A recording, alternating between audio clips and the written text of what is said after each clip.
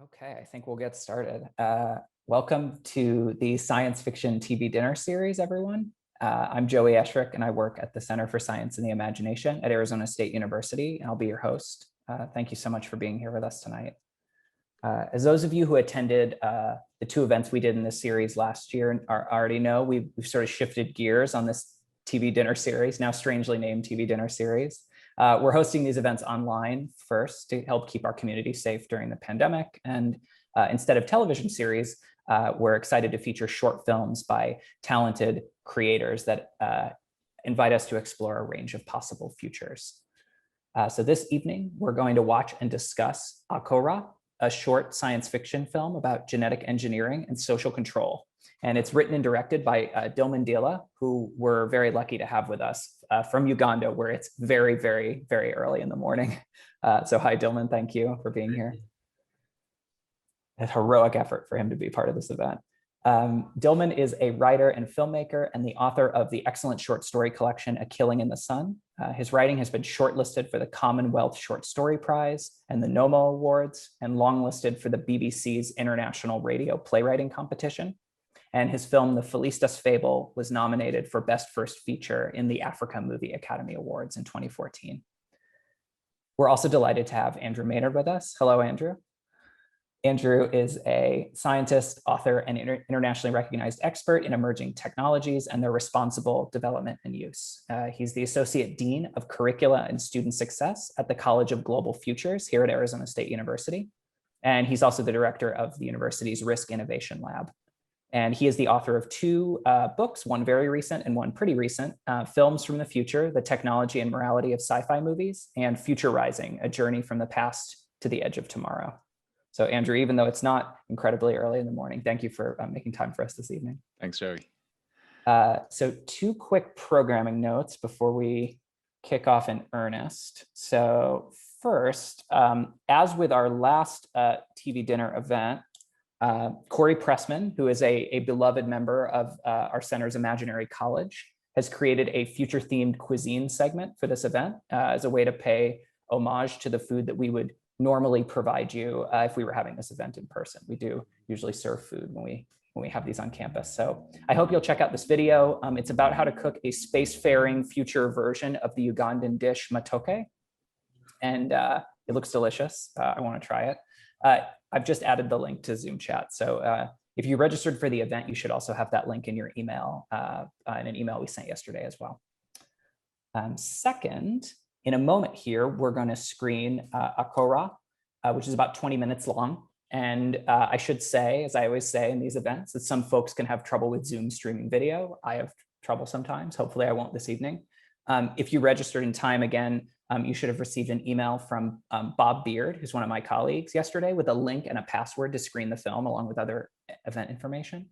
That link will work through the weekend. So if you want to watch the film after the event, you can do that for the next few days and kind of, if you want to look at it after the conversation again.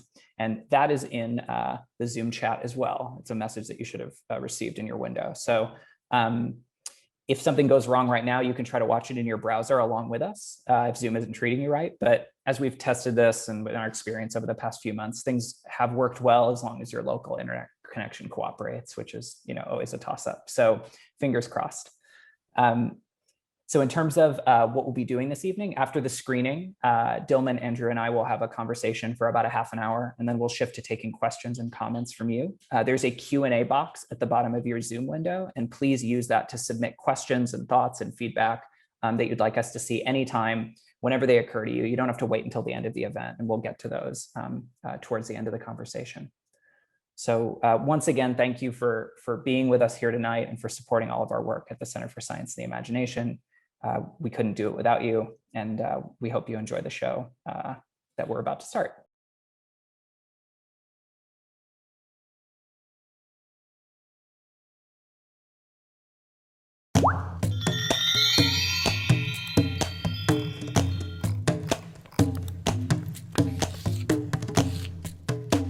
Babana, food ko, anga mama kikume.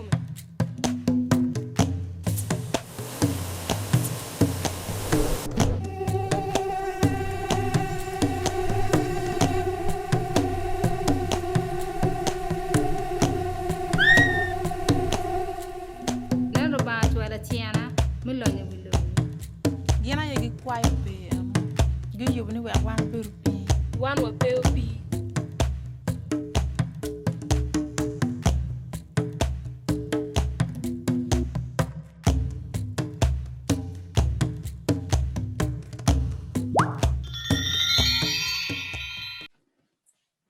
All right. Welcome back, everyone. Dilman, I just want to start by asking what inspired you to create this film? How did it come to be? I think the story itself is a story that has been with me for many years. I think since 2001 or 2002.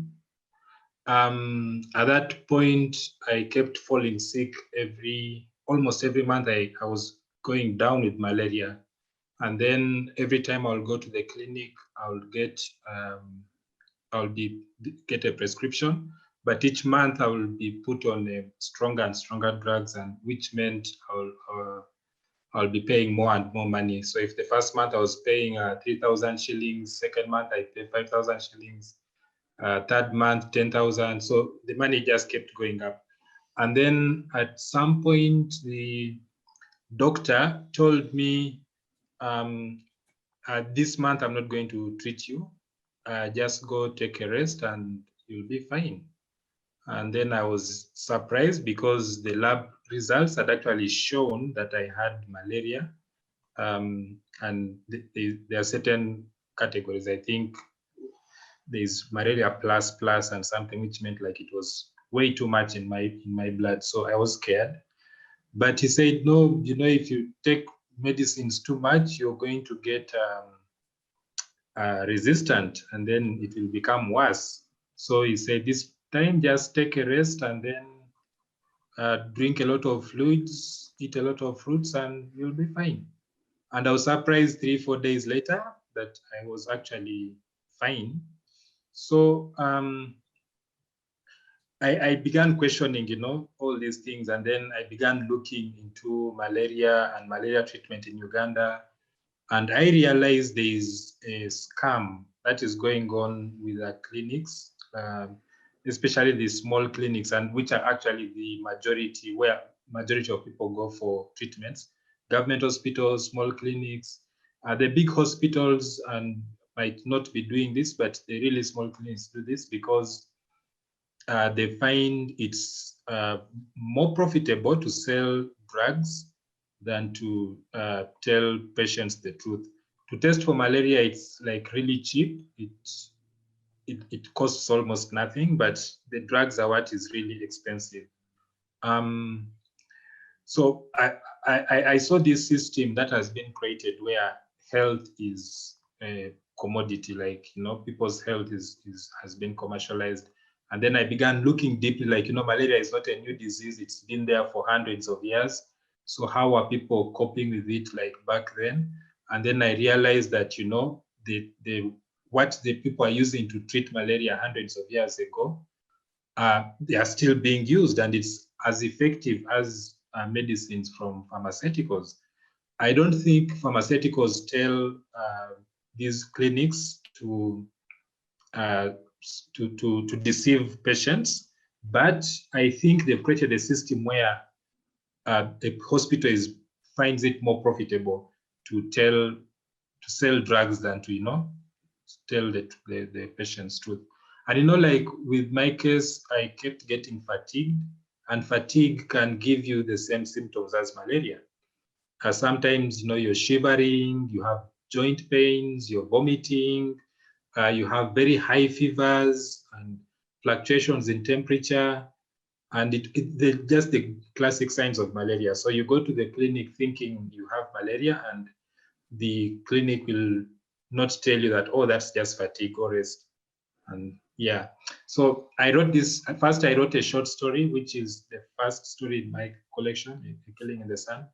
And then after, of course, many years and trying to make films, around 2018, I got into a fellowship with Digital Earth, which was funded by HIVOS.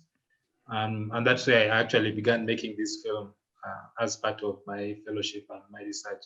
But by then, of course, I was able to, of course, afford to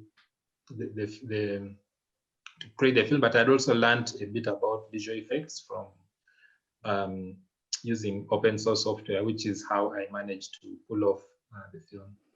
Yeah. So to jump to kind of like the thematic heart of the film, because I think you were really speaking to it just now, is this issue of genetic engineering, especially for mosquitoes and in an effort to combat mosquito-borne illnesses. So I'd like to hear from both of you, from you and from Andrew, about what you think about, sort of current efforts, your understanding of current efforts to combat these illnesses, and about what the film dramatizes, which is the concerns and unintended consequences and power dynamics that people might be concerned about, and when we think about genetic engineering and genetically engineered organisms. Yeah, Andrew, you want to go first? Or? Well, actually, I just to sort of tee that up, I'm really fascinated, Tillman, at that shift from what you saw with pharmaceuticals and the abuse of pharmaceutical technology with malaria to going over to genetic modification, because it strikes me that it's the same story. It's a technology which has been used for power and control and making money. But what made you jump to the new technology? Oh, I think I first read around that time when I was falling sick all the time. I read an article about two Indian scientists who were trying to genetically modify the mosquitoes.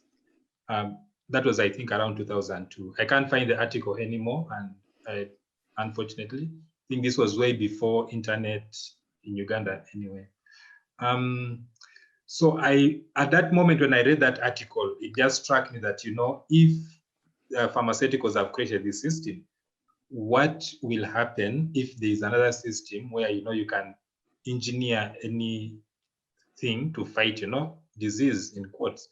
So, because at the end of the day, it's going to be all about profit. It's not going to be about, curing the disease or what. So that's really, that's what got into my head at that moment. And what I was thinking really is controlling mosquitoes, it's not a broken system, because there are countries that have actually managed to eradicate mosquitoes without using any technology. I think Sri Lanka and one South American country, I forget which one. But there are countries that have done this, and there are communities that actually used to know how to control mosquitoes without using any tools, that have come from capitalism. And these were just the questions which were going through my head. And I was, of course, being a science fiction writer, I was thinking more in terms of problems of the future. If I was to write it based on pharmaceuticals only, then it probably wouldn't be science fiction. But yeah. But I love that jump, and I love the way you really sort of dive into some of these complex issues around genetic engineering. But it is so true in the movie. So the fact that the technology that is at the basis of it, we're seeing now there's increasing interest in how you can genetically modify mosquitoes so that effectively they die out and you crash the population. But I think you really pinpoint the challenge with this technology, and there's been talk about releasing these in certain African countries. Certainly, they're getting close to releasing them in the US in trials. But the problem is, if you crash the mosquito population or the malaria-carrying mosquito population, you've no longer got the revenue source for the people that are supplying the pharmaceuticals to cure malaria. And so you really get to the nub of the challenge there. So then how do you actually monetize this new technology? And I guess control is part of it. Yeah. And that's really what I was thinking also when I made the film. And I think it's summarized in just one line, where the initial scientists who do create the technology, they believe they are doing it for good. But when I read about this technology, I think it's CRISPR something, I don't know. CRISPR, yes. Yeah, CRISPR. And I hear that anybody because it's basically at AI technology, it's not something you need a lab or something. Anybody with the right software and the right equipment anywhere in the world can do this thing. So what is to stop, even if it's not a scientist, but just a rogue somewhere, landing on this technology and deciding, I don't like yellow butterflies. We should only have white butterflies. Yeah. And then suddenly we don't have any more yellow butterflies in the world. So But, so I'm actually really interested, if that's okay, Joey, following up on that, Yeah, please. because this is a conversation that we're certainly having in America and Europe and other places.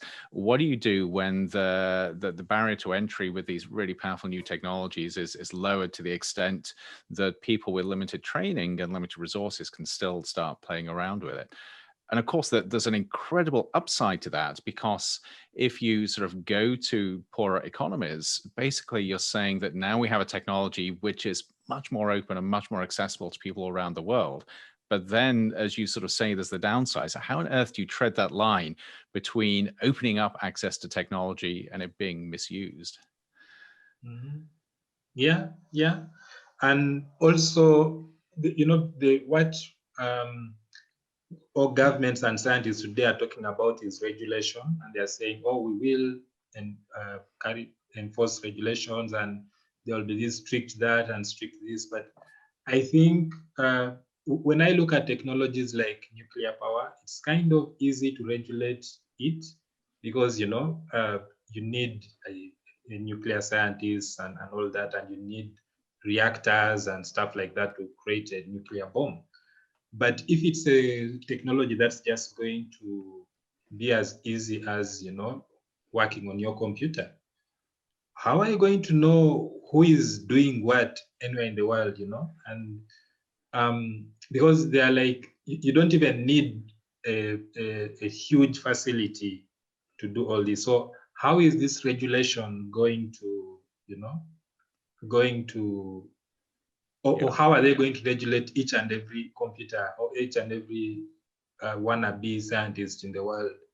Yeah, that's like a question which I don't know how they are going to answer it, or how they are going to be able to ever, come around. But it's like, it just doesn't make sense that, this kind of technology will be released into the public with knowing human beings, knowing human greed, and knowing the kind of capitalist world we live in. It will be, I think, a bit irresponsible in a way. I can sense a bit of cynicism coming out there about how people are going to use this. Yeah, it's like, you see, like computers, I know when the Bill Gates were creating their softwares, and they were thinking, we are doing good. And of course, it's doing a lot of good. But there's no way you're going to stop someone from creating a virus that, will take down the world, and all he needs is just his brains and, sitting somewhere. And but that's really, now when you translate that into CRISPR, that's where now the cynicism really comes in. Yeah. And so, I think it would have been, I would be more optimistic if we were not in a capitalist system, but it's a system where money comes above everything. So that's really just the basis of my cynicism. Yeah, someone will always want to make more money than anybody else. Andrew, how do you, if people are wondering, like, okay, there's a whole like risk landscape, right? Like that we've been talking about, and it's intensified by power relations and economics. But then on the other hand, the impetus for all of this is theoretically to prevent really deleterious disease outbreaks and save lives. So how do you, like, I know we can't answer the question of like, how do you manage risk equitably in this kind of environment, but like, how do you even start talking about that? Like, how do you, when you're going in and thinking about risk with emerging tech like this, like, how do you start to frame the conversation? What are the things you're looking for? So interestingly, I think the first thing is to make the risks or the potential risks visible, which is incredibly difficult if you're looking at complex or futuristic technologies.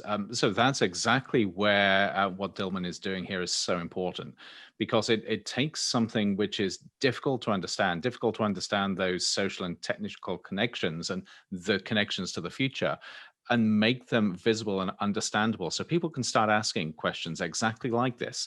Questions like, what happens if we try and get rid of malaria by genetically modifying mosquitoes? What might happen there? What might happen when capitalists get involved? What might happen when we make this technology accessible to anybody with a computer and a few chemicals?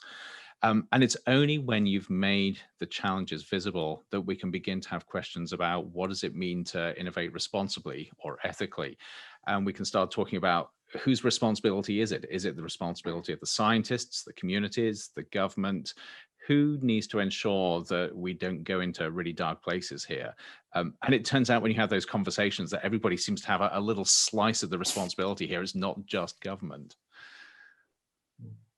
Yeah, and I think it's funny when I imagine this conversation in my head before the three of us ever talked about the film, I was like, okay, well, we'll talk, a lot about kind of almost like technological imperialism here. Okay, like you have Bill Gates and you have like all of these global North actors and like big transnational institutions like saying, okay, we'll come in and, implement these genetic engineering modifications within an ecosystem that you live in and that you have to live in regardless of the unintended consequences. But it is interesting that like the way that you two are talking about risk and threat is actually also in that kind of like in the democratization of the technology. The fact that like a small group of amoral people could create a fiefdom. I mean, that's kind of how I read this, how I've read this film. There's almost a perverse optimism here. And the perverse optimism is that you've got local entrepreneurs and innovators in Uganda doing this. That's great, apart from the fact that they're doing the wrong thing. Right. Yeah, it's exactly what we would, because I kind of, if you had pitched this film to me and not told me anything that happened, I would have said, oh, okay, there's some like, big transnational global interest, but in fact, it comes locally. So I think that's like fascinating, Dilman, in terms of what you're concerned about and what inspired the narrative and what makes the narrative so compelling. I think with me, most of the, like somebody who lives in Uganda, of course, we know there's this huge thing with neocolonialism and the power structures, the global power structures. But most of the monsters we see are not really people from outside Uganda. They are people from around. It's our president. It's the person you elect to be your local council chairman. It's the doctor I go to, and instead of telling me you have fatigue, he says, oh, here is this really super drug from Amsterdam and it will clear your malaria. And then he makes me pay 100,000 shillings when I don't really have malaria. Those are the monsters I see. And so that is how I ended up having, a really localized threat, because I know the way you're saying like technology is becoming democratized, and I think even this will keep going in future. Like the power structures will like become even vague and blurred. You see, like with film, in the 80s, for you to make a film, you really needed a lot of money. But now, technology has made it possible for even me to do this kind of stuff. There's another layer of democratization going on here. Yeah. So I think as technology evolves and as societies evolve, we are going to see more democratization in a lot of things, science, technology, stuff. So people are going to begin making weapons all over the world, and it's not going to be only, that's what scares me about the future, because it's not going to be just one global government that's going to be creating a dystopia, but the people like spread all over the world who just want to make money. So one thing really interests me here, if you look at what's happened in the US around this type of genetic engineering, we've seen a couple of things. One, we've seen local labs develop, local community labs, where anybody can go in and learn how to use the equipment and start to genetically modify organisms, which sounds scary.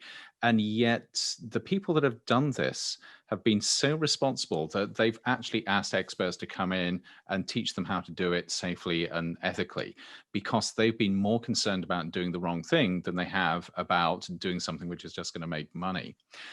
We've seen the same thing with school children, where we now have, actually, this is not just the US, it's globally. There's an international competition for genetically modifying organisms, the International Genetically Engineered Machine competition, where school kids are taught how to do this. And even within that competition, there's a really strong ethos of doing this safely, responsibly, and ethically. And that suggests to me that when it's not big business doing this, but it's just ordinary people who want to make the world a better place, they do seem to seek out ways of doing it the right way. And I wonder whether you get any sense of that where you're sitting in Uganda, or whether you're just too concerned from what you see about trying to make money. I don't know if I can see that, because unfortunately I live in a country where almost every system doesn't work. Like they'll try to introduce such good things in schools, like but a teacher somewhere will want to charge students, for this or the other.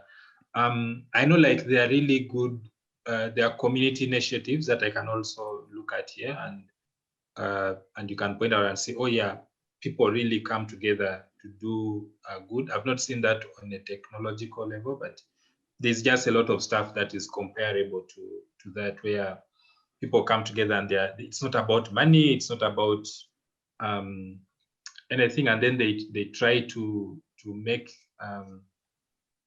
their society a better place.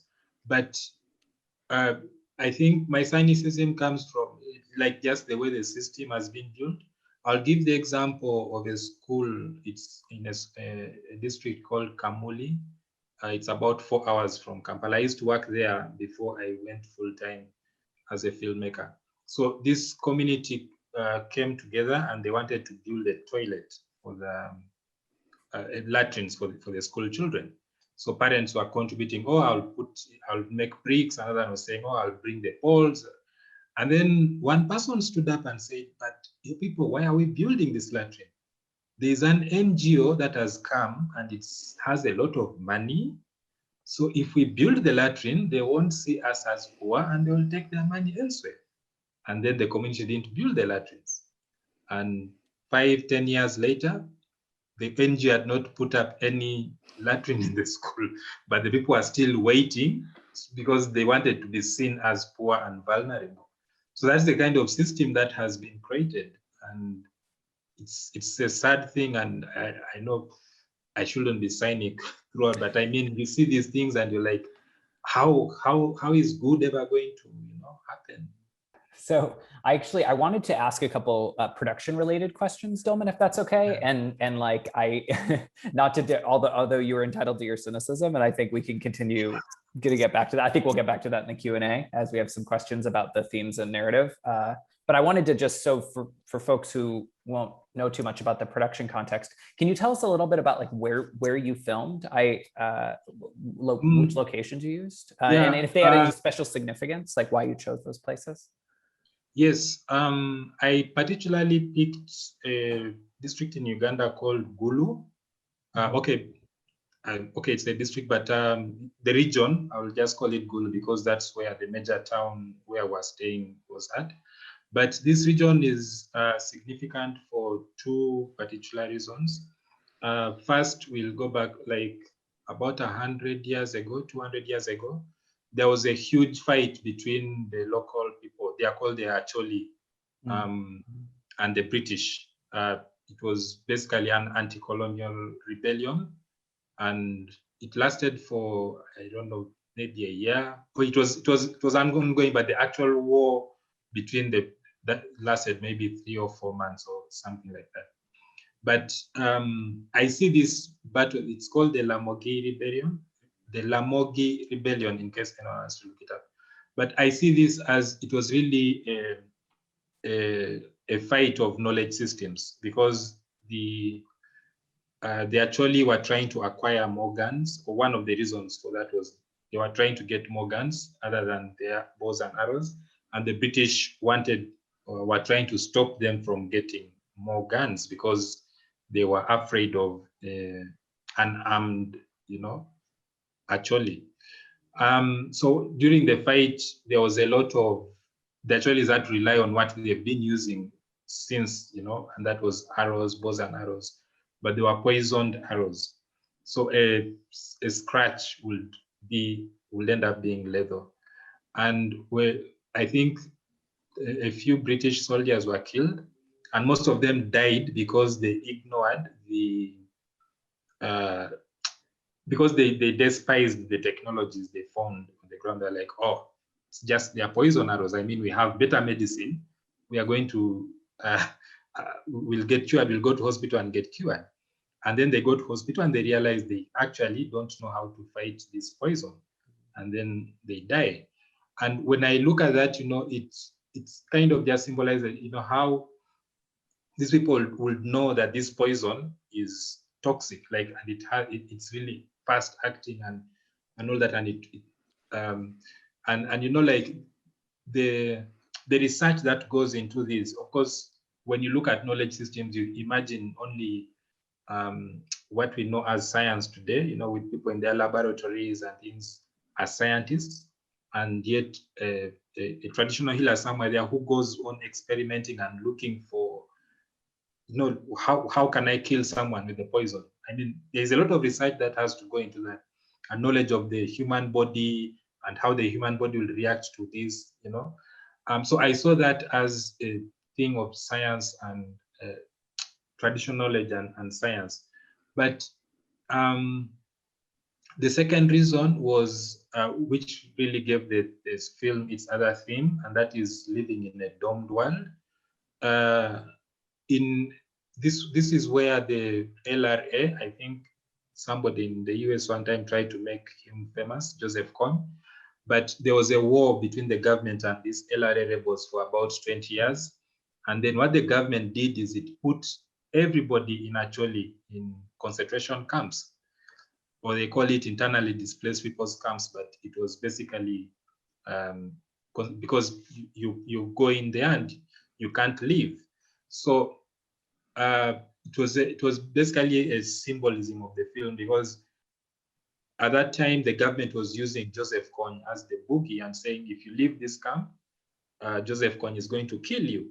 But of course, now we know that really the government what it was doing was not it was not human, because they were also committing a lot of atrocities, and they are doing this just to to maintain power and all that. Because Joseph Kony's army was maybe 500 people at most, and they were mostly in South Sudan. They didn't need to put everybody in concentration camps like that. So I imagined, in future, if somebody can genetically modify mosquitoes or whatever animal, then they probably won't even need a boogie. They will just create an aggressive version of their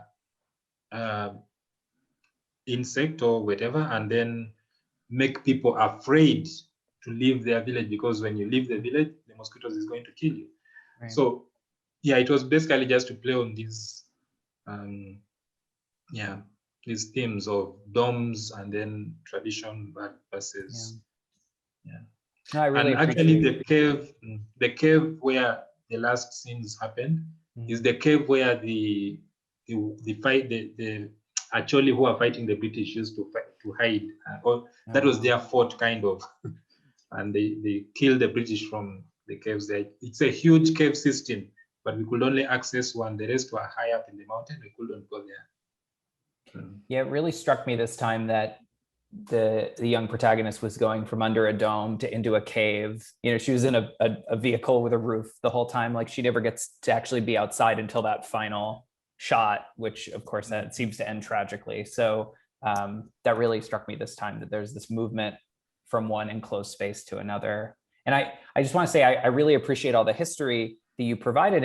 And on a more elemental level, what really struck me when you first sent me this film months ago was that it was also a piece of rural science fiction. It was a piece of science fiction that really clashes with the way that we tend to think about the future unfolding in these big metropolitan cities, these sort of hyper-modern spaces. We just had a big global video game come out, Cyberpunk 2077, that was a bit of a mess, but that kind of captured our typical vision of the future, a sort of vertical super industrialized city where that's pretty claustrophobic. And the idea of these like wide open rural spaces, these sparsely populated places, being a kind of site for future conflicts and challenges and stories to play out seemed really unique to me. So I really appreciate that about the film. Yeah. Andrew, in your, I know you look, I mean, you teach on this sci-fi films, you have your book, like, does that strike you that there's like this kind of, I don't know, like vocabulary for the future that's very spatial, I guess? It does actually, yeah. So I mean, with my students, I get them to look at every aspect of a production like this to try and get a sense of what it's telling us about our relationship with technology in the future. And here, every part of the production, including the spatial location and the visuals, come into play for what they actually tell you and how they inform you about things. And I was going to ask, because it's tied in with this, I loved the depiction of technology here, because it was absolutely not a mainstream Western depiction. When you saw the images on the screens and you saw how things were moving around. And I love that because it jolts you out of conventional thinking when it comes to science fiction, and it forces you to think that maybe there is a different way of imagining the future. And Dilman, I would love to know a little bit more about what inspired you with the actual visual graphics here. I think first, like maybe the computer thing, because if you see there are patterns which are very common in African fabrics. Right. Yeah, I'm wearing some here. You can see. Yeah, there are patterns which are very common in African fabrics, and also, but they are really common also in designs. They are kind of fractal in nature, and there is a mathematician, I think, Ron Eglash, I don't know if I pronounce his name properly, but he did his research and he figured out that, oh, you know, the digital binary code we use in... This is the quote you start with, yes. Yeah, that's the quote I start with, yes, that's the quote I start with. So that was like basically the beginning of it all. And there is she's called Tegan Bristow. She's she's a professor in South Africa, and she's doing research about using the beadworks, you know, like the beadworks that the Zulus do, and transforming this into code. And I think if you search Google beadwork to code, you might come up with her website and all the work that she's doing on this.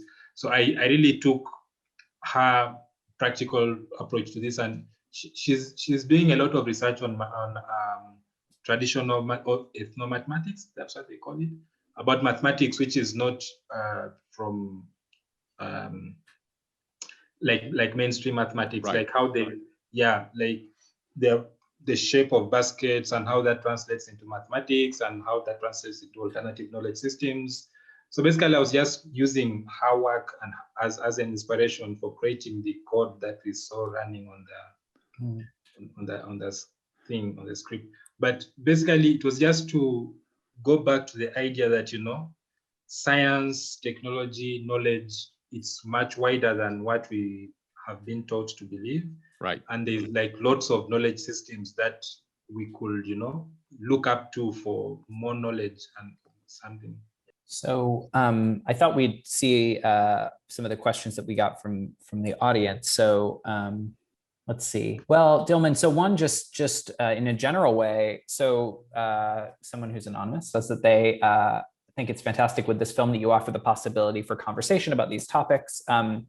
Was the intention of creating films, is part of the intention behind creating these short films to kind of like raise awareness of some of these issues of tech and inequality and economics that you've been talking about? Or are you thinking them as entertainment, you know, first and foremost? Like, how do you think through the relationship? I know it's not, I'm sure you're going to say it's not an either or, but how do you kind of like sort through the relationship between those ideas? Yeah. When I was younger, I used to imagine some kind of social activist. I think it was somewhere in my bio that I'm an activist of some sort. But now I think I'm just, you know, a storyteller who believes stories have power to change the world. Disney creates a film, and then everybody wants to behave like the characters in Disney films, and that's actually changing the world. So over the last few years, I've been thinking more about creating films that challenge just our thinking about Africa and African knowledge systems and things like that, because we are coming from a history of 200, 300 years where people keep saying, you're backward, you don't have civilization, you don't have knowledge systems, you don't have all this. So many of the films that I create really try to just make people think differently about what they know about African and African cultures, African religions, especially, which is actually where most of our knowledge systems were created, because most scientists maybe ended up being the traditional healers or the priests or the equivalent in villages, because probably there was this close association between knowledge, science, technology, and religion and ancestral spirit worship. I think that's how Ron Eglash also figured out that the binary code we use, it comes from a divination system. So that's really it's a conscious decision really to do all that. Yeah. So yeah, but I want to entertain, because it will be really boring to just create lectures about, all this. But also that's what we do. That's not what you're supposed to do. Hey, yeah, that's a direct affront to Andrew. Right. Andrew, when you are lecturing about science fiction, how do you think through that? Like I know when we're in university settings, we often tend to think like science fiction in terms of like, what's the message? Like all these stories are fables, but how do you, as you're kind of trying to think about these films carefully and critically, how do you, with your students, sort through? So I actually approach them as a catalyst, because yes, of course, all storytellers have got some sort of message there. But because a good storyteller is telling a story about people and society, and in the case of science fiction, it's about people and their relationship to technology in the future, you can use that to open conversations around the nature of humanity and the nature of the future. So I encourage my students to look less at the actual technology and the actual scenarios and movies, and more about what this tells us under the surface about the nature of who we are and the relationship between us and what we're actually building. And it turns out that that's an incredibly powerful way to watch these movies, because as soon as your brain is keyed into looking for things or looking at areas where the story catalyzes different ways of thinking, you suddenly discover a whole vista of ideas and opportunities open up before you that you might otherwise not see. Yeah. Yeah, our colleague Clark Miller often says that science fiction sensitizes people to issues that they maybe already are aware of or know about, but then they perhaps haven't had an occasion to think about deeply, or it opens up a new aspect of that, whether that's like clean energy or whether it's genetic engineering or space exploration, like something, and a lot of the unintended consequences that we hadn't thought about. So thinking of the ramifications beyond the first order, the second and third order ramifications, and the cultural effects. And getting back to Dilman, what you were saying about entertainment, to me, entertainment is so important here, because if you're watching something and you're entertained, especially if you're watching with other people, your guard is down. You open yourself up to thinking about new ideas and seeing the world differently than if you were just having a straight delivery of a boring lecture. Yeah. I think that's really that was probably the primary purpose for telling stories among human societies in the first place. Or probably that's why we tell stories, just so we know how to interpret the world around us. Mm-hmm. And yeah, I just realized that, and I'm like, okay, you tell the story so that entertain people, and people, then they begin thinking differently about their world. So a really quick comment from Roger. So he says he found the traditional African instrumentation, like the kalimba, an interesting way to contextualize the future musically. I also really like the music in the film. I really, really like the music over the credits at the end too, which we only hear for a few seconds, but that's my favorite piece in the film. I know you composed some of this music too that plays throughout. Yeah, just a bit of it, but most of it I got from there's a musician called Kevin MacLeod.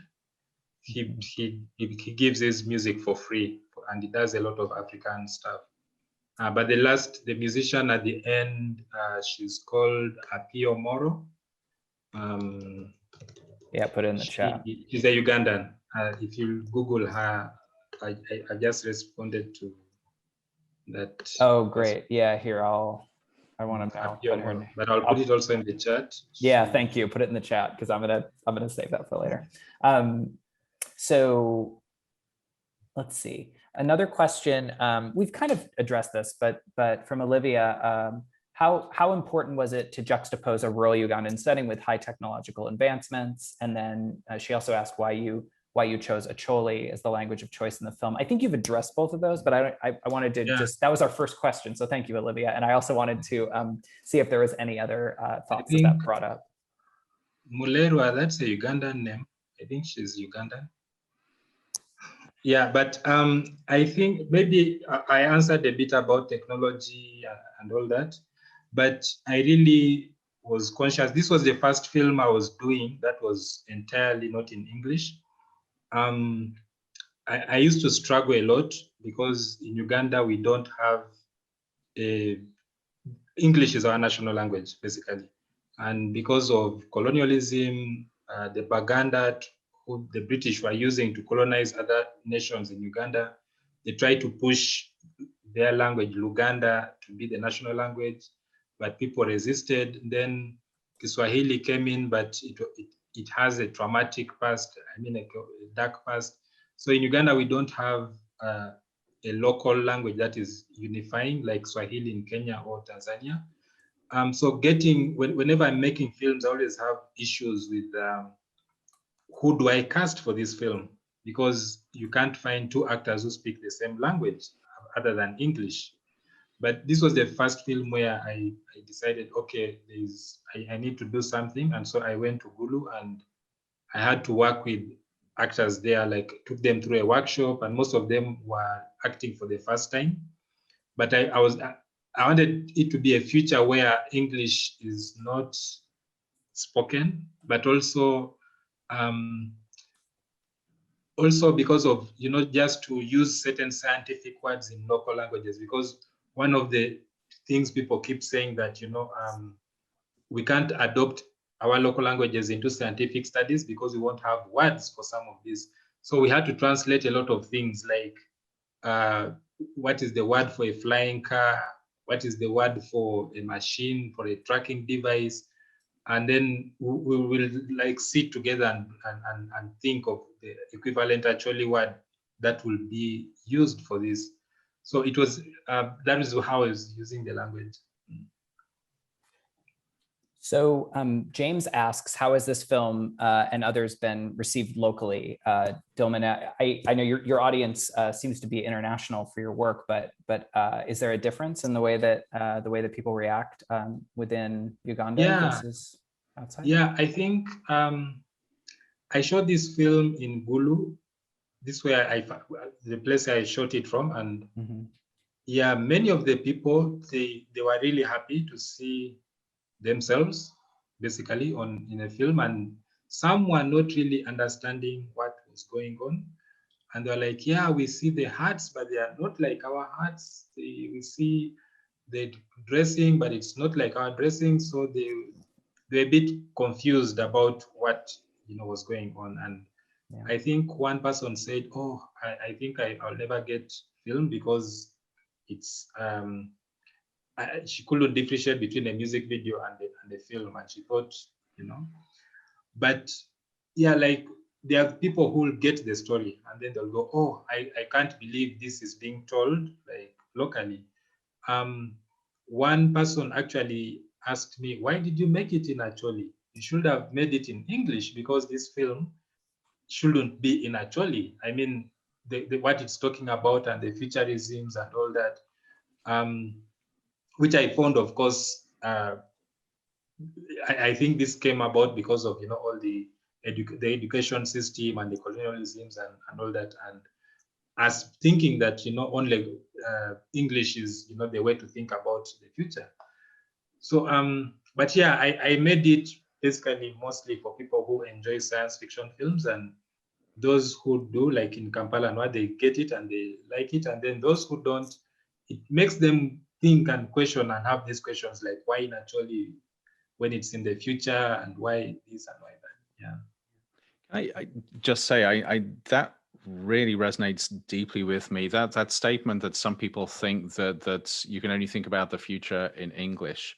And it is such a sad yet such a true statement that we constrain people because of their language. And I love the fact that you're actually pushing the boundaries here and demonstrating that actually you can empower people who think and speak in other languages to think about their own futures in just as complex and sophisticated a way. Yeah, thanks.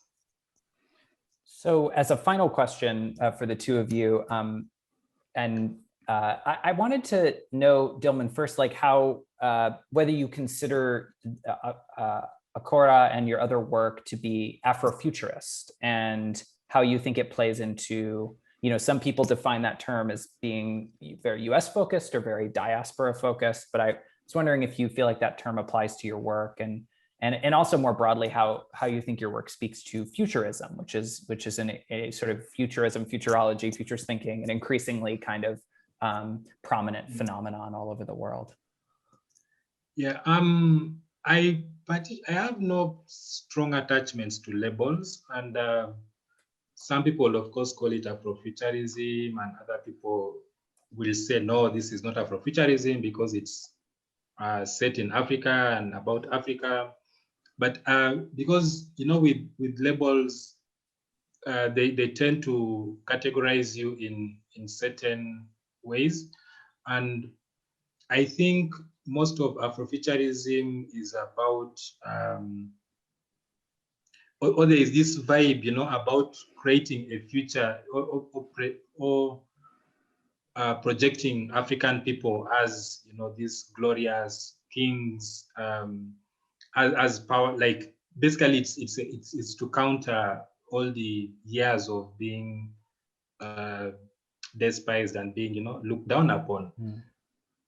So when one person saw this film and was like, why are there, where are African people slaves, and where do they have hats and stuff like that, and it's in the future? They were basically expecting to see something like Black Panther, which glorifies, Black power and things like that. And yes, we have all this. But I think with me, I write films about my reality and what I really, or I project my fears onto the screen. Yeah. So what I was really, I don't know, it could be Afrofuturism if someone wants to take it like that, but I will just think of it as an African futurism, because most of the stories that people are calling African futurism as opposed to Afrofuturism, like deals with what is happening on the continent and what is or the problems that are affecting Africans on the continent as opposed to Africans in the diaspora. And I think I addressed this when I was talking about my cynicism, because it's easy for an African in diaspora who lives in a system where, things are working and there's the Black Lives Matter going on, and, you can protest and then you get things to happen. Yeah.